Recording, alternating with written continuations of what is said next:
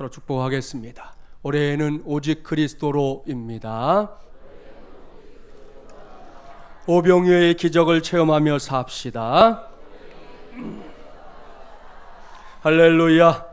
오늘은 지난주에 예고했던 대로 2017년도 어버이 주일로 지킵니다. 한국교회가 가정의 달을 5월을 시작할 때마다 어린이 주일, 어버이 주일, 그리고 청년 주일로 각각 의미 있는 주일을 지키고 있다는 거 다 아시지요? 이 중에서 어린이 주일과 어버이 주일은 저 바깥 세상에서도 큰 의미를 부여하는 어린이날 그리고 어버이날을 염두에 두고 만들어진 주일입니다.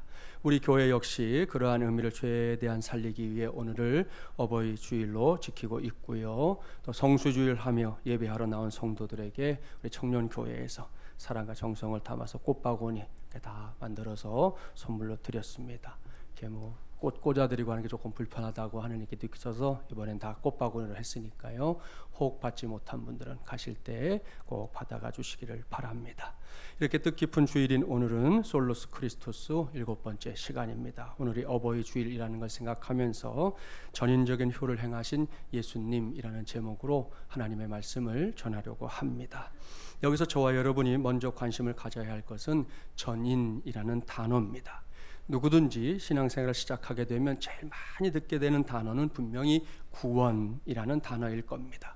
그리고 구원을 말할 때 그리스도인들이 가장 빈번하게 사용하는 말은 영혼 구원이라는 말입니다. 특별히 전도할 때 교회 안팎에서 영혼 구원이라는 말을 자주 사용하게 되는데요. 이 말이 종종 오해를 불러일으킬 때가 있습니다. 그것은 우리가 말하는 구원이 단지 영혼을 구원하는 것에만 목표를 두고 있는 듯이 보인다는 겁니다.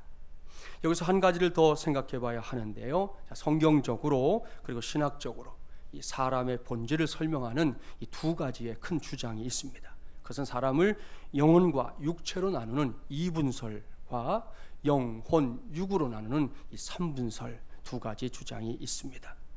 여러분은 이에 대해서 어떻게 생각하고 있는지 모르겠는데요. 저는 이분설을 받아들입니다. 그 이유는 성경적으로 볼 때 삼분설을 지지하는 말씀이 두 구절에 불과하기 때문이에요. 히브리서 4장 12절 잘 아시죠? 하나님의 말씀은 살아있고 활력이 있어 좌우의 날선 어떤 검보다도 예리하여 나오죠. 혼과 영과 및 관절과 골수를 찔러 쪼개기까지 하며 또 마음의 생각과 뜻을 판단하나니, 이 말씀 한 절이 있고요. 그 다음에 데살로니가전서 5장 23절입니다. 평강의 하나님이 친히 너희를 온전히 거룩하게 하시고 또 너희의 온 영과 혼과 몸이 우리 주 예수 그리스도께서 강림하실 때에 흠없게 보존되기를 원하노라. 이 두 구절은 삼분설을 지지하는 말씀이에요. 반면에 이분설을 지지하는 말씀은 부지기수입니다.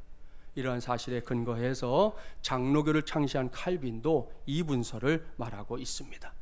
이러한 사실을 전제하고 성경을 이제 쭉 읽어보세요. 성경이 말하는 저와 여러분, 사람이 구원받아야 할 영역이 과연 영혼뿐입니까? 아니라는 거지요. 성경의 관심은 결코 육체 따로 영혼 따로가 아닙니다. 영혼과 육체 전체의 구원입니다. 그래서 전인적인 구원이라고 말하는 것이고요. 이것이 성경의 궁극적인 가르침입니다. 이러한 가르침에 무지했던 초대교회 이단 가운데 영지주의라는 이단이 있었습니다. 영지주의자들은 육체는 무조건 악하고 영은 무조건 선하다라는 이원론적인 이 사상을, 그런 신앙을 가르쳤는데요. 이러한 가르침은 말씀이 육신이 되어 우리 가운데 거하심에라는 예수님의 이 성육신 교리를 부정하는 주장입니다. 그 결과 예수님의 성육신은 그저 환상이었다라는 가현설을 주장하기에 이르렀는데요. 이것은 구원론의 뿌리를 부인하는 것과 다를 바 없는 것입니다. 사랑하는 마주물리란 가족 여러분, 그래서 묻겠습니다. 이러한 가르침이 제대로 된 가르침입니까? 잘못된 가르침입니까? 잘못된 가르침이지요. 옳습니다. 분명히 잘못된 가르침이에요. 무엇보다 이것은 성경적인 가르침이 아니라는 거예요. 여기서 제대로 된 성경의 가르침을 한 구절 소개합니다. 여러분이 잘 알고 있는 신약성경 요한 3서 2절 말씀이에요. 제가 읽어드릴 테니까 들어보십시오. 사랑하는 자여, 내 영혼이 잘된 같이 내가 범사에 잘되고 강건하기를 내가 간구하노라. 아멘. 할렐루야. 보십시오. 사도 요한이 말씀하고는 구원의 영역이 단지 성도들의 영혼뿐입니까? 아니지요. 영혼은 물론이고 그 육체까지입니다. 그렇기 때문에 오늘 제가 전인이라는 표현을 이제 사용하게 되고요. 많이 사용하게 될 겁니다. 오늘은 이러한 사실을 꼭 염두에 두고 저와 함께 말씀 속으로 들어가게 되기를 바랍니다. 오늘 주신 말씀은 성경에서 유일하게 찾아볼 수 있는 예수님의 유년 시절에 관한 기록입니다. 먼저 본문 41절 말씀에 따르면 예수님의 그 육신적인 부모, 그러니까 요셉과 마리아가 매우 신실한 신앙의 소유자였다는 걸 알 수 있습니다. 유대인 남자들이 적어도 1년에 이 3차례씩은 예루살렘에 올라가서 성전에서 하나님께 예배를 드렸다는 거 다 아시죠? 오늘 본문에 나오는 유월절을 비롯해서 77절과 장막절 이렇게 세 절기에는 꼭 예루살렘에까지 올라가서 예배를 드렸는데요. 이러한 신앙적인 실천에 예수님의 부모님은 매우 적극적이었다는 겁니다. 다음으로 42절 말씀에 따르면 이때가 예수님께서 12살이 되었을 무렵이다 그랬습니다. 우리나라로 말하면 초등학교 5학년 정도가 된 것이죠.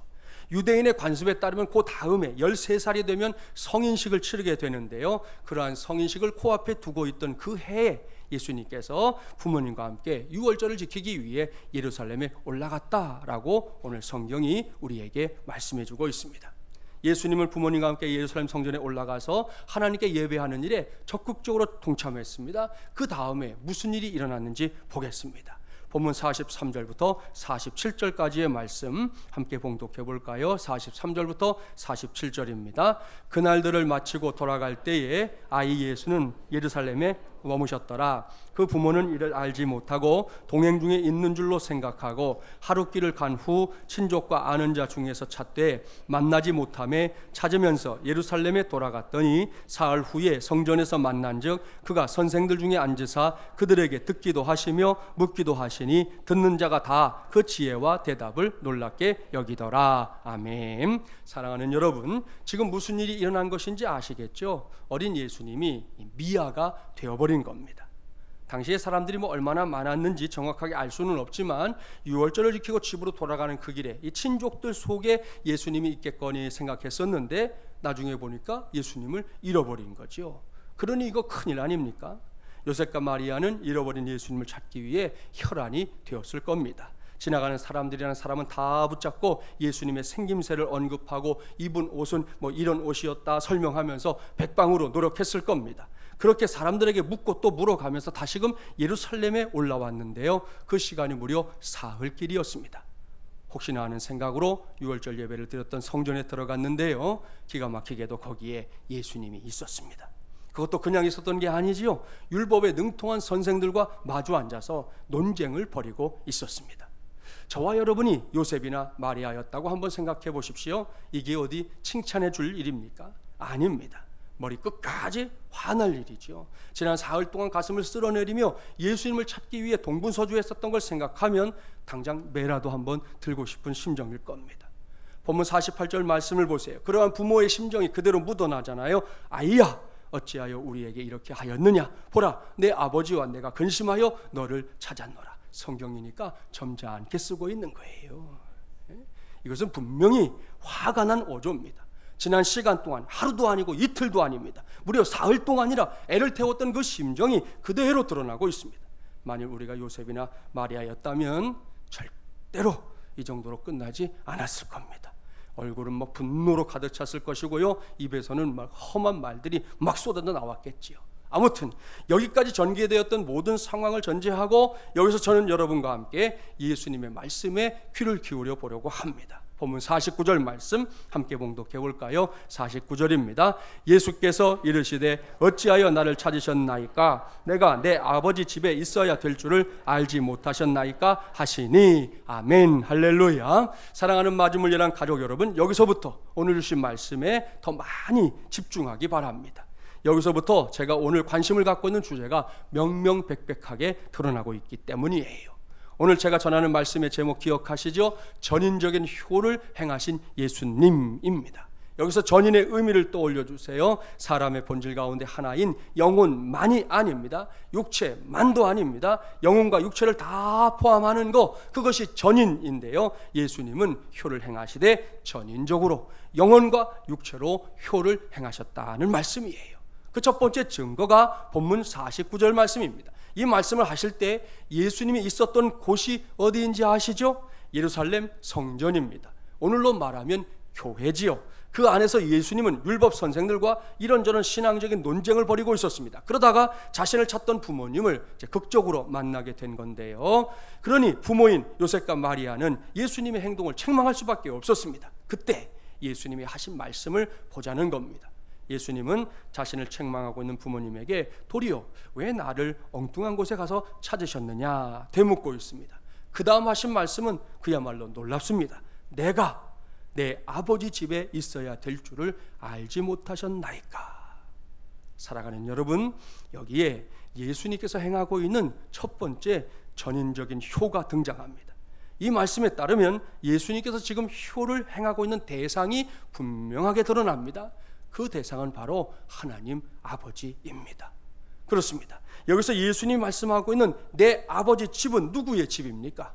지난 사흘 동안 예수님을 잃어버리고 정신없이 예수님을 찾던 아버지 요셉의 집입니까? 아니지요. 여기서 예수님께서 언급하고 있는 내 아버지 집은 예루살렘 성전입니다. 따라서 여기서 예수님께서 언급하고 있는 아버지는 다른 그 누군가가 아닌 하나님이지요. 틀림없습니다. 그리고 하나님 아버지의 집에 머무는 것, 달리 표현하면 늘 하나님과 가까이 있는 것, 이것이 예수님께서 말씀하고 있는 첫 번째 효입니다. 여기서 우리는 하나님께서 원하시는 것이 무엇인지 빨리 알아채야 합니다. 하나님은 우리가 하나님을 위해 뭔가를 하겠다고 나서는 것, 그것도 귀한 일이지요. 하지만 그것을 먼저 원하시는 분이 아니라는 거예요. 생각해 볼까요? 하나님이 우리가 뭘 해야만 이 세상에 존재할 수 있는 그런 분입니까? 아니지요.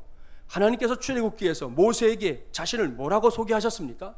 나는 스스로 있는 자니라. 할렐루야. 이 말씀의 의미가 무엇입니까? 어렵지 않습니다. 하나님은 그 누군가의 의해 혹은 누군가의 도움이나 힘이 있어야만 존재할 수 있는 그런 신이 아니라는 거지요. 여러분, 하나님은요 그냥 하나님이에요. 우리에게는 시작이 있고 끝이 있지만 하나님은 시작도 끝도 없습니다. 그런 개념 자체가 필요하지 않은 존재입니다. 그런데 우리가 하나님을 위해 뭔가를 한다고요? 사람들이 얼마든지 그렇게 말할 수 있고 얼마든지 그런 생각할 수는 있지만 그것 때문에 하나님의 있고 없음이 결정되는 것은 아닙니다. 옳습니다. 하나님은 그냥 하나님이에요. 사람을 혼자 있으면 외로움에 치를 떨 때도 있지만 하나님은 그런 것도 개의치 않습니다. 그런 하나님이 태초에 어느 날인가 자기의 형상대로 사람을 창조하셨습니다. 창조의 목적이 분명했어요. 하나님은 사람을 자신의 사랑을 쏟아 부을 대상으로 창조하셨습니다. 그렇습니다. 하나님은 사람을 창조하시되 심심풀이 땅콩으로 삼기 위해 창조하신 게 아니에요. 하나님의 무료함을 달래거나 또한 하나님이 부려먹을 대상이 필요해서 창조하신 것도 아닙니다. 하나님은 끝없고 한없는 사랑을 주고받기 위해 사람을 창조하셨습니다. 이러한 사실에 기초해서 필립 얀시는 하나님 당신께 실망했습니다 라는 자신의 책에서 전능하신 하나님께서 유일하게 하지 못하는 것이 있다 그렇게 말했습니다. 어라? 이상하지요? 여기서 묻겠습니다. 사랑하는 여러분, 하나님께서 전능하신 하나님이라는 사실 믿습니까? 아멘이에요. 정말로 믿습니까? 아멘입니다. 저도 그렇게 믿습니다. 그런데 전능하신 하나님께서 유일하게 못하시는 게 있다라고 저 사람이 얘기를 하는 거예요. 기가 막히잖아요. 이에 대한 필립 얀시의 답이 있습니다. 전능하신 하나님이 유일하게 하지 못하는 것, 그것은 강제로 우리가 하나님을 사랑하게 하는 일이라는 거예요. 곰곰이 생각해 보세요. 깊이 묵상해 보세요. 저도 처음에는 이 글을 딱 읽고 이게 뭔 소리야 그랬는데요, 좀 더 읽어보니까 수긍이 가는 거예요. 그렇습니다. 온천하 만물을 말씀 하나로 창조하신 하나님입니다.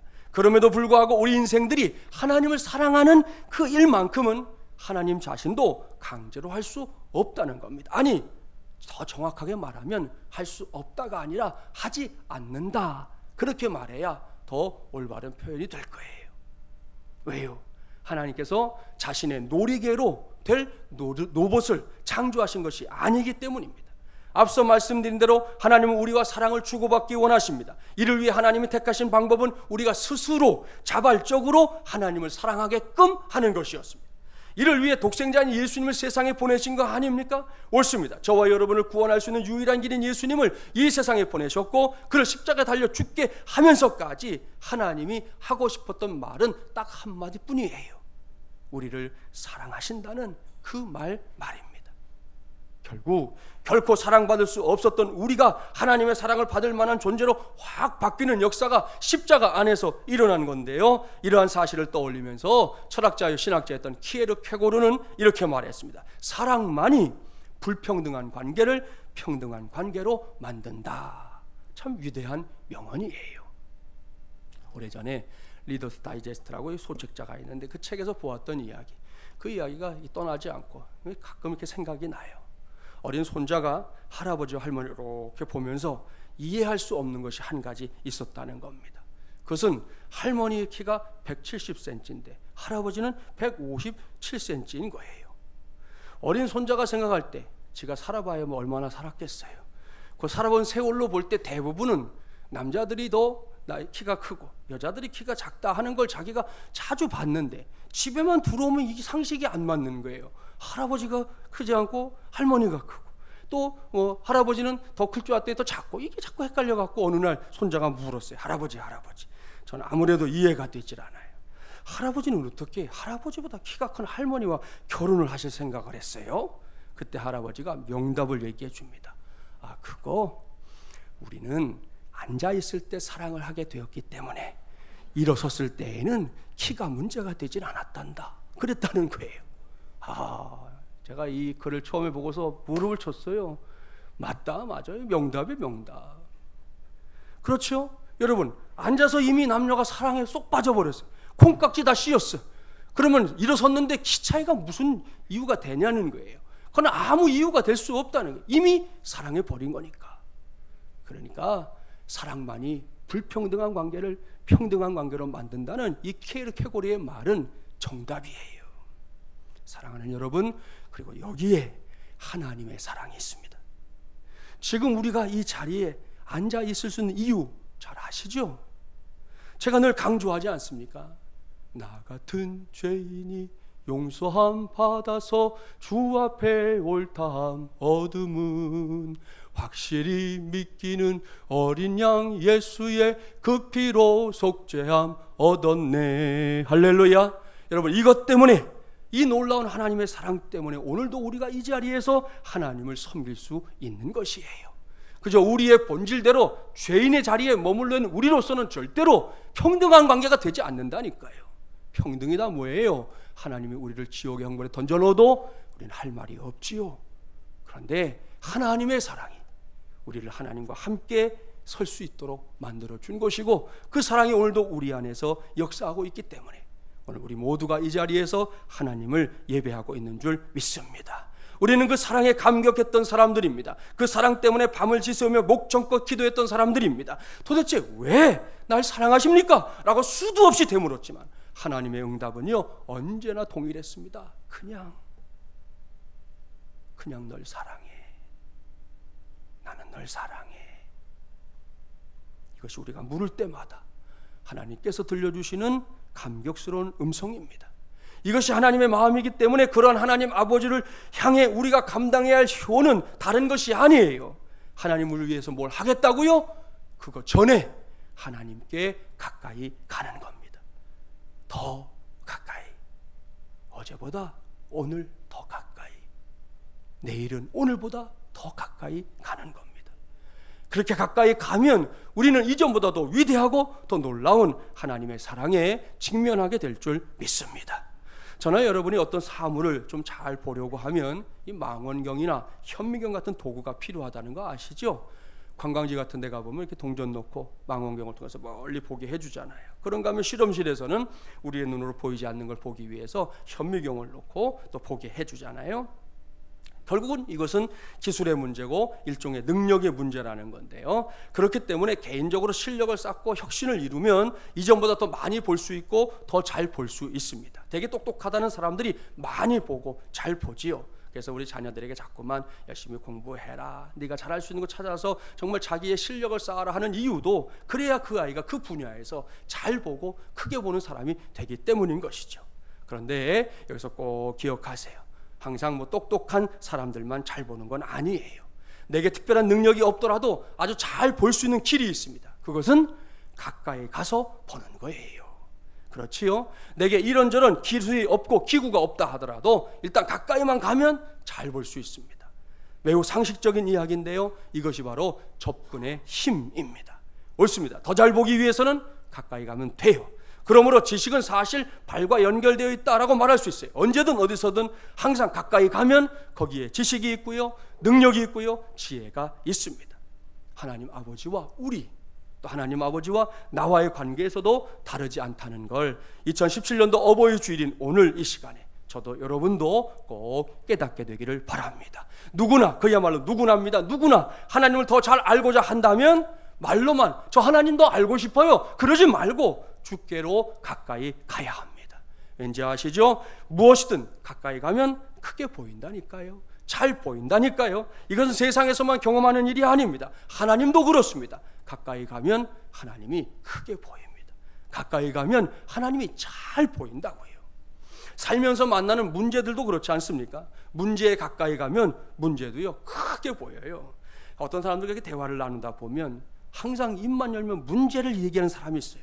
실제로 그 사람의 삶에 문제가 많기도 하겠지만 대부분은 문제와 너무 가까이 있기 때문이에요. 그러니까 입만 열면 문제밖에 할 얘기가 없는 거예요.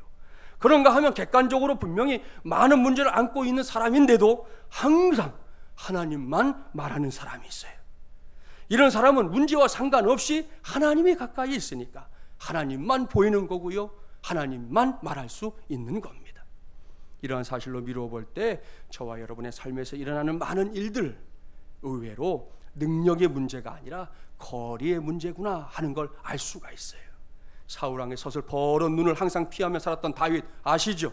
그는 광야에서 얼마나 많은 문제를 안고 있었습니까? 언제 죽을지 모르는 정말 그렇게 바람 앞에 등불과도 같은 그런 운명이었지만 그런 다윗의 고백과 찬양을 성경에서 읽어보세요. 자기가 처해 있는 문제에 대해서 넋두리 하는 거 없어요. 온통 하나님에 대한 이야기, 온통 하나님에 대한 찬양, 온통 하나님을 고백하는 이야기들로 가득 차 있는 걸 볼 수 있어요. 왜? 그는 광야에서도 하나님께 가까이 있었기 때문입니다. 오늘 주신 말씀을 보십시오. 예수님도 다르지 않습니다. 예수님은 하나님과 가까이 있었습니다. 이 말씀에서는 그것이 성전이었는데요, 예수님은 자신이 서 있는 그 성전을 당시의 사람들이라면 입 밖에도 낼 수 없었던 내 아버지의 집이라고 표현할 정도로 하나님 아버지와 거리가 가까웠습니다. 이것이 예수님께서 보여주신 첫 번째 전인적인 효입니다. 오늘날에도 다르지 않아요. 세상 어디에나 하나님이 있습니다. 그야말로 무소부재하신 하나님이지요. 그러나 여러분 다 아시죠? 세상 한복판에서 하나님의 능력을 체험할 때가 많습니까? 아니면 교회나 기도원 혹은 선교지 같은 곳에서 하나님의 능력을 체험할 때가 많습니까? 두말할 것 없이 후자입니다. 따라서 오늘을 기회에 하나님을 더 가까이 하겠다고 마음먹었다면 다른 곳으로 가는 것을 좀 줄여야 합니다. 하나님을 가까이 하겠다 그러면서 TV 앞에 앉아서 드라마만 보고 있어가지고는 하나님을 가까이 할 수 없다니까요. 하나님을 가까이 하겠다 그러고는 그저 여기저기 산으로 들러 놀러 다녀서만은 그것만 가지고는 하나님께 가까이 갈 수 없다는 거예요. 그거 대신 예배 현장으로 가라는 거지요. 그거 대신 하나님의 말씀으로 선포되는 그런 곳에 찾아가십시오. 기회가 단다면 선교 현장에도 가십시오. 거기에서 하나님의 능력을 강하게 체험하게 될 겁니다. 무엇보다 하나님을 가까이 하며 사는 것이 무엇인지 내가 직접 알게 되는 은혜도 체험하게 될 줄 믿습니다. 그것이 오늘 우리가 하나님 아버지를 향해서 행해야 할 전인적인 효입니다. 예수님을 따라 이러한 효를 행하는 저와 여러분이 되기를 주님의 이름으로 축복합니다. 예수님께서 행하신 두 번째 전인적인 효가 있어요. 오늘 말씀을 시작하면서 전인이 무엇인지 설명했었는데요, 앞서 살펴봤던 전인적인 효는 영적인 아버지인 하나님을 향한 것이었어요. 두 번째 전인적인 효는 육적인 부모님을 향한 효입니다. 본문 51절 말씀 함께 봉독해 볼까요? 51절입니다. 예수께서 함께 내려가사 나사렛에 이르러 순종하여 받드시더라. 그 어머니는 이 모든 말을 마음에 두니라. 아멘. 사랑하는 마주물리랑 가족 여러분, 이것이 무슨 말씀인지 아시죠? 예루살렘에서 유월절을 지키고 돌아오는 길에 예수님이 없어져서 한바탕 난리가 났었어요. 그 소동이 마무리된 뒤에 예수님은 부모님과 이제 자기의 집이 있는 나사렛으로 돌아갔습니다. 그곳에서 예수님께서 뭘 했는지 잘 보십시오. 예수님은 나사렛에 내려가서 부모님께 순종했고 부모님을 받들어 섬겼습니다. 여기서 순종하여 받드시더라로 번역된 헬라어는 엔 휘포타소메노스라고 하는 단어인데요, 이 단어에 있어서는 문법적인 의미가 중요해요. 이것은 예수님이 어느 한순간이나 혹은 내 필요에 의한 어느 한때에 국한된 것이 아니라 계속해서 지속적으로 부모님에게 순종했다는 의미예요. 한번 하고 말거나 기분에 따라서 하고 말고 이런 게 아니고 계속해서 끊임없이 부모님을 섬기고 순종했다, 그런 의미라고요. 우리는 여기서 매우 중요한 메시지를 찾아내야 합니다. 오늘 제가 계속해서 전인적인 효라는 표현을 사용하는데요, 제가 오늘 반복해서 이 표현을 사용하는 이유는 우리가 신앙생활을 한다고 하면서 가끔 놓치는 그런 함정, 잘못이 있기 때문이에요.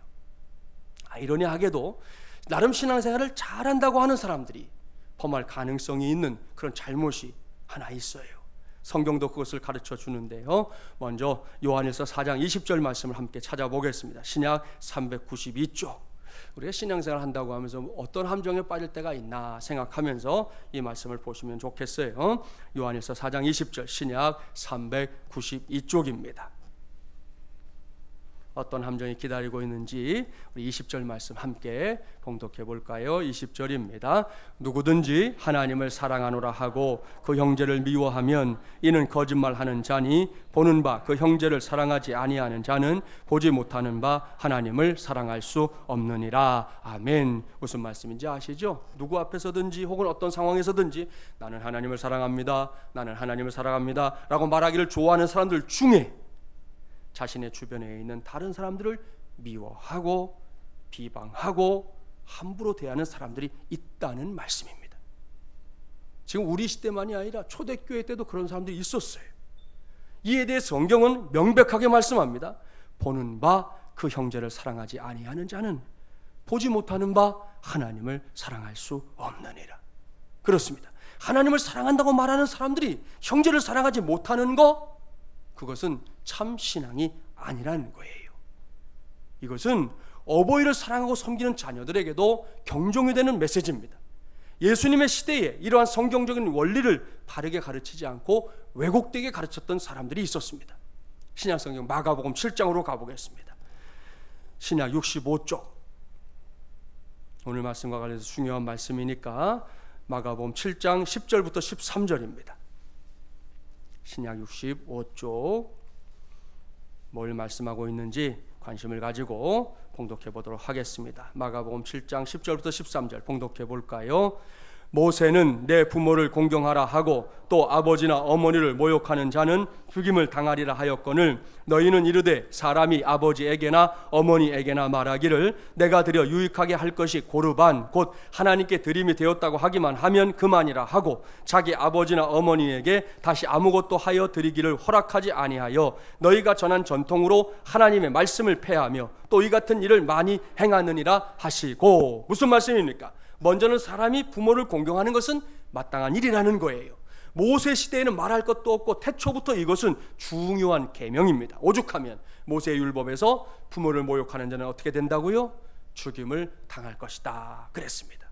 그 정도로 중요한 사람의 도리가 부모 공경이라는 거예요. 그런데 당시에 눈에 보이는 부모님에게 마땅히 자녀로서 할 도리를 저버리는 사람들이 있었다는 거죠. 그들은 부모에게 드릴 것일지라도 고르반이라고 말해버리면 그 다음에는 부모에 대한 어떤 의무도 행하지 않아도 된다, 그렇게 생각했습니다. 여기서 고르반이라는 말은 하나님께 드리는 제물이라는 말인데요, 바리새인들은 하나님을 섬긴다는 명분을 내세우면서 부모를 부양하는 데 필요한 것일지라도 자녀가 고르반 이렇게 말해버리면 그 다음에는 더 이상 부모를 공양할 책임을 지지 않아도 된다, 그렇게 엉터리 같은 가르침을 가르쳤던 겁니다. 어이가 없지요. 예수님은 이것이 매우 잘못된 가르침이라는 걸 알았습니다. 부모에게 부모의 도리가 있는 것처럼 자녀에게는 자녀의 도리가 있는 것이기 때문입니다. 이것이 분명하기 때문에 고르반이라는 그 말 한마디로 자녀된 도리를 대신하려고 하는 사람들 사정없이 책망하고 있는 거예요. 오늘 주신 말씀도 같은 맥락에서 봐야 합니다. 예루살렘에 올라가서 하나님 아버지와 가깝게, 그것도 아주 가깝게 지내면서 하나님 아버지께 전인적인 효를 행하신 예수님입니다. 그런 다음에 나사렛으로 돌아왔는데요, 나사렛에 와서 예수님이 뭘 하고 있습니까?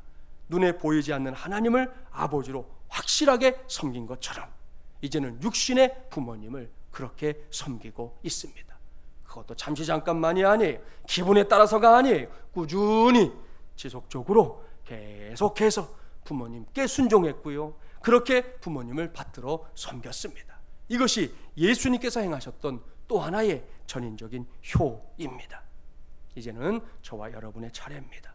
우리 모두가 구세주이신 예수 그리스도의 뒤를 따라가야 한다는 사실에 대해서는 이미 동의하고 있을 거라 믿습니다. 효를 행하는 것도 마찬가지입니다. 물론 이 자리에는 아직 자녀의 위치에만 머물러 있는 성도들이 있는가 하면 부모의 자리에 머물러 있는 성도가 있고요, 또 부모와 자녀라는 두 자리 모두에 머물러 있는 성도들도 있습니다. 이 모두가 저와 여러분이 현재 서 있는 자리이고 앞으로 또한 서게 될 자리인데요, 그런 우리가 2017년도 어버이 주일을 맞이해서 꼭 함께 했으면 하는, 그리고 반드시 배우고 또한 우리가 기억했으면 하는 한자 공부를 하는 것으로 오늘 말씀을 마무리하려고 합니다. 서울을 떠나서 이제 지방에 갈 때가 있으실 거예요. 가보면 지역마다 다르기는 하지만 며칠씩 장이 서는 경우가 있습니다. 서울은 요즘에 아파트 같은데 하루 이렇게 장 서고 말지만 지방 가면 4일장, 5일장 이렇게 있잖아요. 5일장이 대표적인 장인데요, 그런 장이 서면 아들은 그동안 모은 이 나무찜을 지게에다 잔뜩 짊어지고서 장에 팔러 나가요. 장터에서 아들은 한 푼이라도 더 벌겠다고 하루 종일 땀을 삐질삐질 흘려가면서 장사를 합니다. 그러다 보면 시간이 훌쩍 지나가잖아요. 늦은 저녁이 됐습니다. 그러면 어머니는 이제나 저제나 아들을 기다립니다. 그래도 돌아오지 않으면 어머니가 어떻게 할까요? 아들이 걱정돼서 동구 밖까지 이렇게 나가지요. 동구 밖에서 서성거리다 보면 저 멀리서 장터에 나갔던 사람들이 한 사람 한 사람 동네 사람들이 돌아옵니다. 그런데도 내 아들이 안 돌아오니까 그때 어머니가 어떻게 하는지 아십니까? 좀 더 자세히, 그리고 좀 더 멀리 보기 위해서 그 노구의 몸이지만 작은 나무덩이라도 이렇게 있으면 나무 위에 이렇게 올라서서, 그리고는 자식이 돌아오는 그곳을 쳐다보고 있게 되는 거예요. 그 모습을 한번 마음속에 이렇게 그려보세요. 아들을 기다리는 애틋한 어머니의 마음을 한자에서는 어버이 친자라 씁니다. 바로 이 글자예요. 이 글자를 하나하나 풀어볼까요? 한자 파자한다고 그러죠. 나눠볼게요. 세 단어가 나와요. 나무 목자가 나오고요, 설립자가 나오고요, 볼견자가 나옵니다. 이게 어버이예요. 우리 아들 그저 하루 종일 고생했는데 언제나 올래나 하는 마음으로, 안타까운 마음으로 왜 이렇게 안 오지, 여러 가지 걱정하는 마음으로 나무 위에 이렇게 올라서서 멀리 내다보고 있는 그게 바로 어버이라는 거예요. 이 이야기는 여기서 끝나지 않아요. 하루 종일 장터에 나가서 일한 아들, 장에 가서 나무를 팔았으니까 돈도 벌었잖아요. 번 돈으로 어머니께 드릴 만한 반찬, 또 필요한 일용품 사가지고 집으로 돌아옵니다. 돌아오는데 저 동구밖까지 어머니가 나와 있는 게 보이잖아요. 그러니까 막 서둘러 달려가 가지고는 어머니를 만나서 공손하게 말합니다. 어머니 다리 아프실 텐데 어떻게 여기까지 나오셨어요? 제가 업어 드릴 테니까 얼른 이 지게 위에 올라타세요. 그렇게 이제 어머니를 지게 위에 태우고 돌아오는 아들의 모습을 머릿속으로 그려보세요. 그 모습도 한자어로 표현이 되어 있는데 바로 효도 효자예요. 파자 해볼까요? 두 글자가 나오죠. 아들 자자에 늙을 노자가 엎여 있는 것이죠. 아들의 지게 위에 엎여 있는, 얹어 있는 어머니의 모습, 그것이 바로 효도 효입니다. 사랑하는 마주물이란 가족 여러분, 길게 설명하지 않겠습니다. 이 정도로 말씀드리면 자녀된 이들이 부모님에게 어떻게 순종하고 부모님을 어떻게 섬겨야 하는지 충분히 알았으리라 생각합니다. 그리고 매사가 그렇지만 그러한 암보다 더 중요한 건 실천이에요. 오늘 우리는 예수님으로부터 전인적인 효를 행한다는 것이 무엇인지 확실하게 배웠습니다. 먼저 위로는 하나님 아버지를 최대한 가까이 하며 기회가 닿는 대로 어떻게든 가까이 하며 하나님의 뜻을 이루어 가는 겁니다. 그런 다음에 거기서 그치면 안 된다는 거예요. 그것은 전인적인 효가 아닙니다. 동일한 마음가짐으로 세상에서는 나를 낳아주시고 길러주신 부모님께 순종하고 받들어 섬기는 겁니다. 거기까지 가야 전인적인 효가 완성되는 것입니다. 그리고 이러한 실천이 있을 때 저와 여러분의 가정은 사랑의 보금자리요, 평화의 보금자리요, 행복의 보금자리가 될 줄 믿습니다. 그러한 기대와 믿음으로 가정의 달 5월을 하나님이 부어주시는 복과 은혜로 차곡차곡 자꾸만 채워나가는 저와 여러분, 여러분의 가정, 우리 교회 꼭 되기를 주님의 이름으로 간절히 축원합니다.